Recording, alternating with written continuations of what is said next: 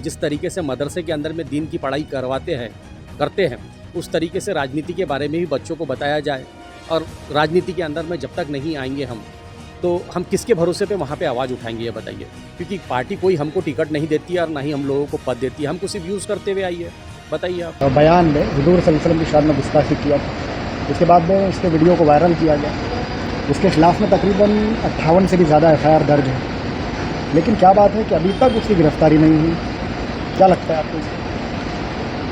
ये तो सबसे पहली बात तो ये संतों को कहना ही नहीं चाहिए, और ये संतों को जो आज हिंदू संतों को जो बढ़ावा दे रही है ये बीजेपी सरकार दे रही है।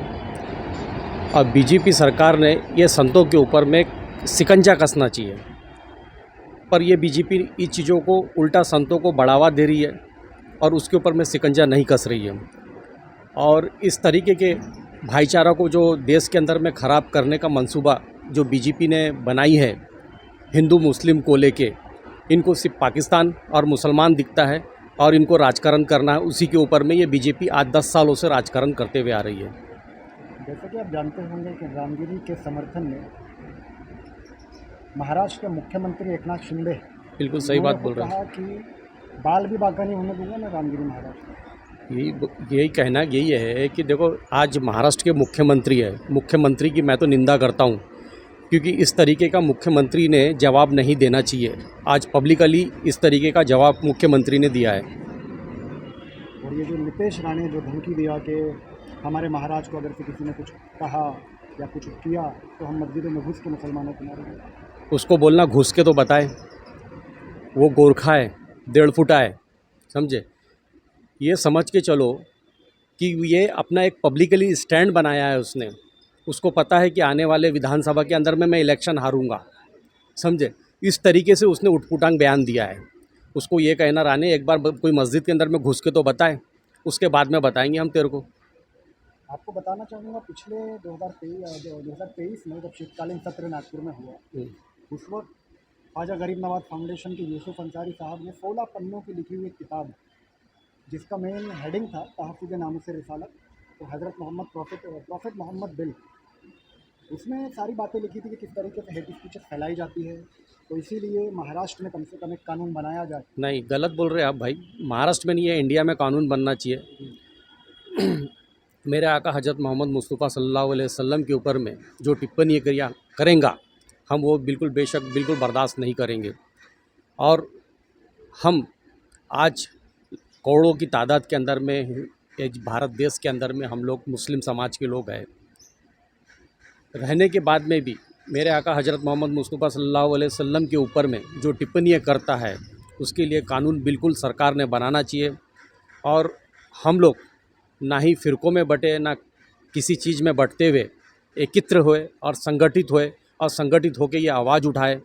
वो सेंटर के अंदर में जो भी पार्टी हो, स्टेट लेवल पे हो या सेंटर लेवल पे हो, जब तक हम लोग एकत्रित नहीं होंगे और जब तक हम ये लड़ाई लड़ेंगे नहीं, जब तक ये कानून बनेगा नहीं। देखिए, MP अगर से आपके ज़्यादा से ज़्यादा MP है लोकसभा में, राज्यसभा में, तो कानून आसानी से बनाया जा सकता है। देखो, लेकिन हाँ, आपके MP अगर से कम है, गवर्नमेंट BJP की है, तो थोड़ा सा मुश्किल जाएगी। देखो भाई, मैं आपको एक चीज़ बताता हूँ कि मुसलमानों को आज देश के अंदर में फुटबॉल समझ के रखा गया, क्योंकि खेल रहे हैं सब, क्योंकि हम लोग बटे हुए हैं। उसका कारण ये है कि जो भी पार्टी आज देश के अंदर में, हमारी काफ़ी पार्टियाँ हैं, वो पार्टियाँ सिर्फ हमको यूज़ कर रही है।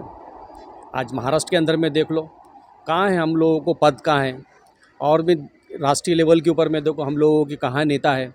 तो मैं उलमाए दीन को, मौलवी को, जो भी हमारे यहाँ ये है, आज देश की आज़ादी के अंदर में लाखों मुसलमानों ने अपना बलिदान दिया है। कई शहीद हो गए उसके अंदर में, कई मौलवी लोगों को गोली मार दिया गया, मुफ्तियों को गोली मार दिया गया। तो मैं ये चाहता हूँ कि आज ये फिर से समय आ गया है कि आप लोग जिस तरीके से मदरसे के अंदर में दीन की पढ़ाई करते हैं, उस तरीके से राजनीति के बारे में भी बच्चों को बताया जाए। और राजनीति के अंदर में जब तक नहीं आएंगे हम, तो हम किसके भरोसे पे वहाँ पे आवाज़ उठाएंगे, ये बताइए। क्योंकि पार्टी कोई हमको टिकट नहीं देती है और ना ही हम लोगों को पद देती है, हमको सिर्फ यूज़ करते हुए आई है। बताइए आप। देखिए जिन जिन राज्यों में कांग्रेस की गवर्नमेंट है तो वहाँ तो आसानी से तो मेरे को ऐसा ये कानून पहले बन जाना बताइए, चाहिए। मेरे को ये पता है, पहले बताइए कि कौन उठाएगा आपका आवाज़? कितने इसने हमारे मुसल वोट देखो, लिया। किसने, कितने मुस्लिम हैं आपके, ये बताइए वहाँ पे एमपी कितने हैं? वोट तो मुस्लिम कांग्रेस को दे रहा है ना। हाँ, आप मुस्लिम को वोट दे रहे हैं कांग्रेस, तो आपने टिकट क्यों नहीं मांगा? अब टिकट ना मिलना और वोट लेना वो तो दोनों अलग अलग बातें नहीं, हैं। देखो, जो वो पार्टी, उसी पार्टी को टिकट दो, उसी पार्टी को वोट दो जो आपको टिकट देती है। तो मतलब कांग्रेस से हम उम्मीद ही ना रखें कि नहीं, मैंने हमारे ऐसा यहाँ नहीं, जैसे शान में नहीं, गुस्ताखी हो रही है तो कोई नहीं, कानून हमें नहीं, बना के देखो, देनी चाहिए। देखो, कांग्रेस ने बाकायदा आवाज़ उठाई है, और कांग्रेस के समय पे ये कांग्रेस सब चीज़ें नहीं करती है। कांग्रेस पार्टी एक विचारधारा पार्टी है।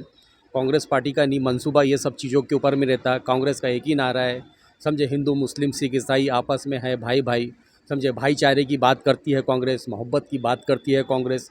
ये तो बीजेपी का काम है, आरएसएस का काम है। देश के अंदर में दंगे करवाना, राज करवाना, ये आरएसएस की पॉलिसी है। 10 साल के अंदर में यही तो किया है, और उसके बाद में भी उन्होंने यही करेंगे, और ये करते हुए आए हैं। आज 70 साल से यही काम कर उनका ये है।